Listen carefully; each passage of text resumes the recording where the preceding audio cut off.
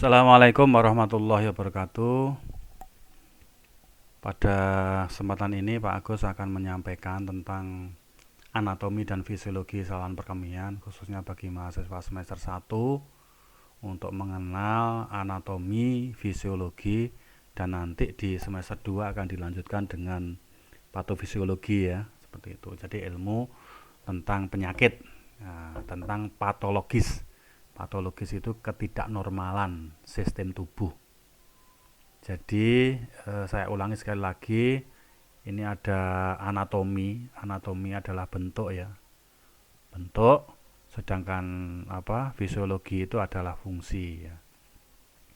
Contoh tangan, ya bentuknya seperti ini, tangan itu lengan itu. Terus ini isinya apa saja?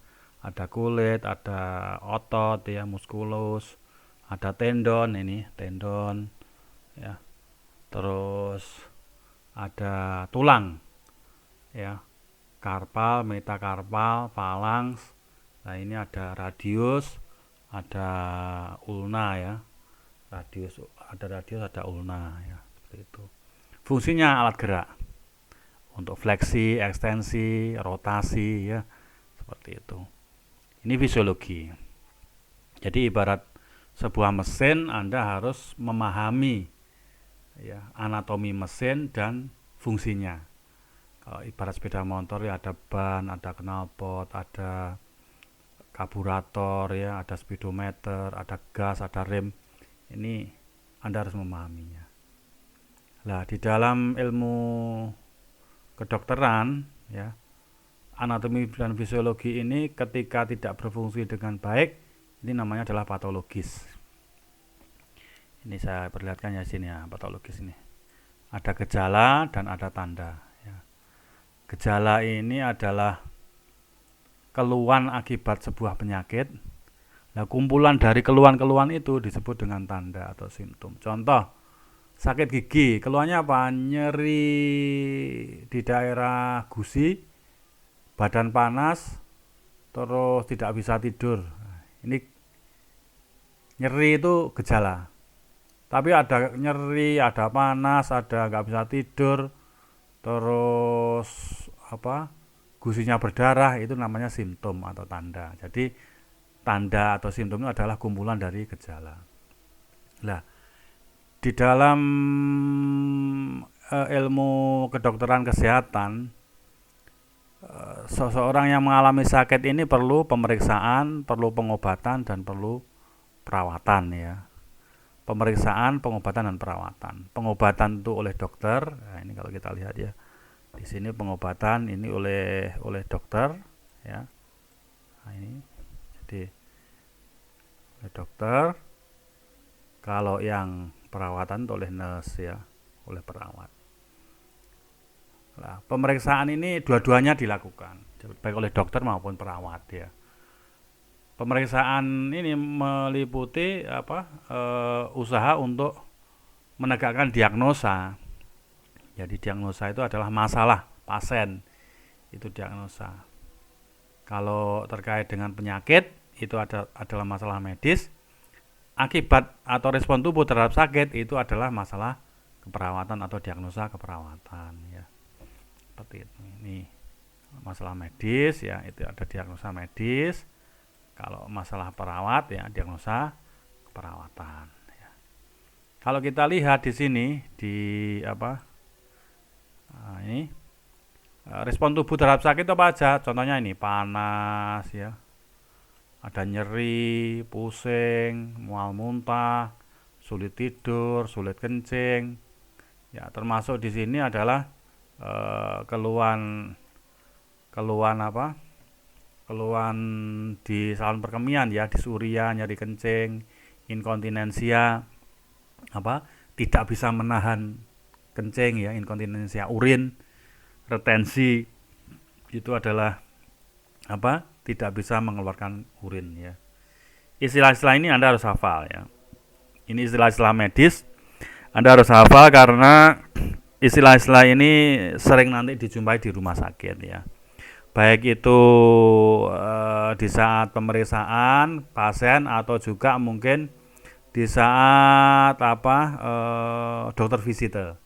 Misalnya Anda melaporkan, dok ini pasien mengalami disuria, nyari kencing. Ini inkontinensia urin, dok, ngompol, gitu. Ini nggak bisa kencing, ya, seperti itu. Nah, tindakannya apa kalau di sini? Nah, seperti ini.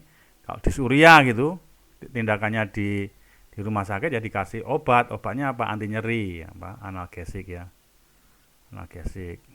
Nah, kalau inkontinensia urin ya pasang kateter, ya, pasang kateter. Nah, kalau retensi urin juga gitu, pasang kateter. Tapi beda. Ya, bedanya adalah kalau retensi urin pada laki-laki itu kateter dower ya, pakai dower. Nanti di keperawatan dasar ada kegiatan ini ya. Kalau yang inkontinensia urin itu pakai kondom. Ya, kondom kateter. Oke. Pakai kondom kateter. Oke, lanjut. Nanti tolong di komen di YouTube saya, itu diberikan pertanyaan-pertanyaan, silahkan ya. Nanti kalau sudah ada betul nanti saya jawab ya. Oke. Sekarang kita mengenal anatomi dari saluran perkemihan ya. Jadi saluran perkemihan ini di SMA Anda sudah paham, mulai dari ginjal ya, ginjal ini ginjal. Terus ada ureter,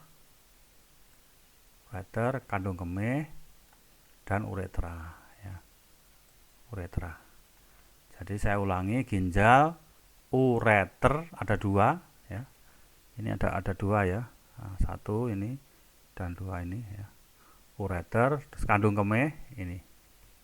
Dan uretra. Ya, uretra ini di sini, di paling bawah sendiri ya. Oke, ini uretra. Nah, pada laki-laki di antara kandung kemih dan uretra itu ada namanya kelenjar prostat ya. Kelenjar prostat. Fungsinya untuk memproduksi air mani atau semen ya. Nah, semen atau air mani ya pada laki-laki ya. Oke. Kalau kita lihat di anatomi, ginjal ini di rongga abdomen di retroperitoneal ya. Jadi kan ini peritoneum.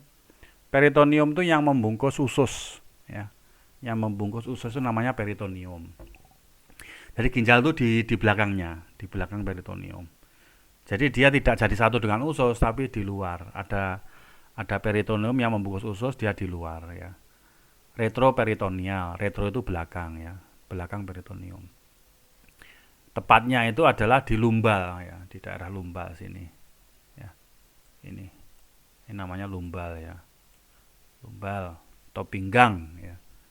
Dan ginjal kanan lebih rendah dari ginjal kiri ya. Ini yang kanan itu lebih rendah ini. Kenapa? Karena di sini ada liver ya. Di kanan itu ada liver yang dia menempati ruangan ginjal ya, sehingga ginjal kanan itu lebih rendah daripada ginjal kiri. Sedangkan bagian dari ginjal ya, bagian dari ginjal itu adalah kalau kita lihat di sini ya, ada sel ginjal atau nepron ya. Satu ginjal itu ada 1,2 juta nepron ya. Mulai dari nepron ini terdiri dari nanti kita jelaskan. Ini nepron ya, nepron ini. Nah, ini ginjal. Jadi ginjal ini nanti fungsinya ada macam-macam ya. Selain filtrasi, reabsorpsi, ekskresi kencing, balancing tekanan darah, balancing cairan, balancing eritropoietin, sel darah merah. Ini yang paling tugas yang utama itu adalah sebagai sarana untuk membuang zat toksik ya dalam tubuh kita. Jadi darah itu sebagai distributor dari nutrisi, itu juga distributor dari hasil metabolik atau metabolic waste ya, sampah-sampah metabolik. Nah, alirannya bagaimana? Alirannya dimulai dari arteri renalis ya. Arteri renalis ini ya. Kalau kita lihat ini arteri renalis. Nah, arteri renalis itu ya ini. Di sini arteri renalis itu dia masuk ya, sini gini. Nah, ke dalam ginjal. Lalu disaring. Hasil saringannya kembali ke vena. Vena renalis ke jantung ya. Nah, setelah ini ke jantung. Ke jantung. Nah, terus didistribusikan ke seluruh tubuh. Yang jelas terjadi oksihemoglobin ya di sana ya. Nah, ini nanti ini kembalinya ke jantung ya. Jantung. Nah, jadi aliran seperti ini. Nah, dari arteri renalis ke ginjal, disaring ya, yang tersaring kembali ke vena. Zat yang tidak tersaring ya, itu dibuang melalui ureter, kandung kemih dan uretra dikeluarkan dari tubuh. Nah, di sini juga ada anatominya ya, anatominya seperti ini. Jadi jelasnya seperti ini. Jadi fungsi ginjal yang paling utama itu adalah membuang tadi metabolic waste atau hasil metabolik tubuh ya. Ya ada glukosa, asam amino, asam urat, garam, air terutama ya. Ini harus dibuang dalam tubuh dari luar ke keluar tubuh. Kenapa? Kalau ini tetap di dalam tubuh, zat racun tadi akan meracuni tubuh. Yang kedua, air itu kalau nggak keluar tubuh akan terjadi udem ya, atau bengkak di seluruh tubuh. Terutama juga yang membahayakan adalah bengkak di paru-paru ya, atau akut lung udem ya, ALO, akut lung udem, sehingga pasien mengalami sesak. Nah, alurnya bagaimana? Jadi di ginjal itu ada 3 proses ya, 3 proses pembentukan urin ya. Ini ada 3 proses ya. Ada 3 proses. Yang pertama adalah filtrasi. Nah, filtrasi ini ada di glomerulus ya, reabsorpsi ya. Reabsorpsi ini ada di tubulus ya, ini tubulus. Kalau ini di glomerulus ya.